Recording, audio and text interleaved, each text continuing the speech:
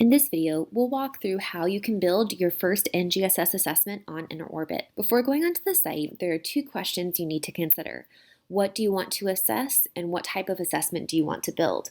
Thinking of the first question, consider if there are specific performance expectation your curricula is covering. Are there specific disciplinary core ideas you're looking to focus on? Are there science and engineering practices your educational group is looking to focus on? Or are there cross-cutting concepts you're looking to hit? Of course, the performance expectations will bundle together the three dimensions listed below, but having a clear idea of what are you trying to assess is very important. Next, think about where your students are in their learning progression to answer the question, what type of assessment do you want to build? Are students at the beginning of the unit and need a diagnostic? Have they had some instruction and therefore need a formative type of assessment? Or are you near the end of a unit of practice, building a summative assessment to see students' mastery? Are you looking to build a common shared assessment that multiple educators will use?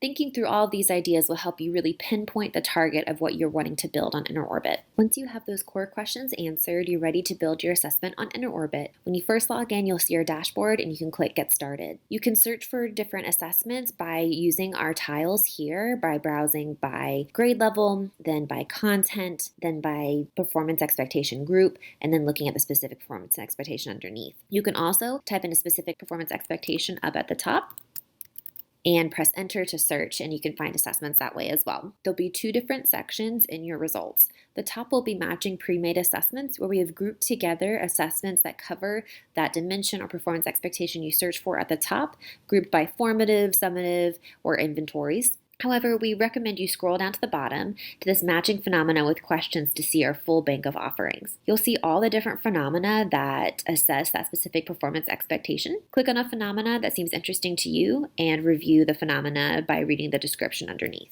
Keep scrolling to find the different questions that are bundled underneath that phenomena. You'll see question level tags at the top. We'll link a video underneath that explains the different levels of rigor for each of these question types. And then off to the side, you'll see the tags of the specific dimension of the NGSS and the element specifically tagged at that grade band, tagged with each specific question. Keep on scrolling and look at the different levels of rigor of questions that you like. You'll find different types of questions, multiple choice, open response, drawing, and drag and drop. Once you found a question that you like, you can click Add to Quiz, or you can modify the question. We'll also drop some guidance around modifying questions into the YouTube description as well. Once you found a question you like, click Add to Quiz. You can add as many questions as you like.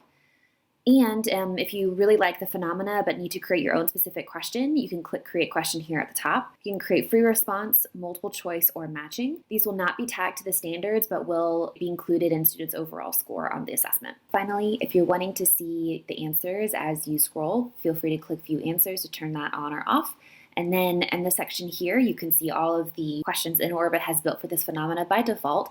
But if teachers in your districts have created their own questions for this phenomena by using the Create Question button there, or even here at the bottom, you'll find them here as well. So again, this section are just questions created by teachers at your district connected to the specific phenomena. So once you have built your assessment and you've selected your questions, you can always click View Your Assessment off to the side.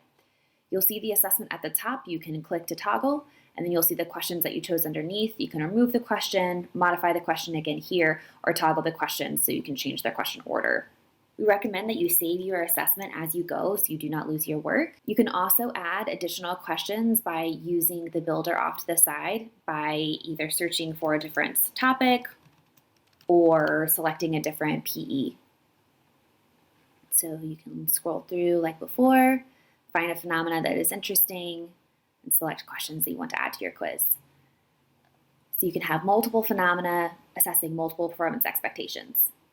After you've double-checked that you've saved your assessment, you will not need to do anything else. You'll find all of your assessments in the Assessments tab in your account. You'll see which have been assigned and which are created by you.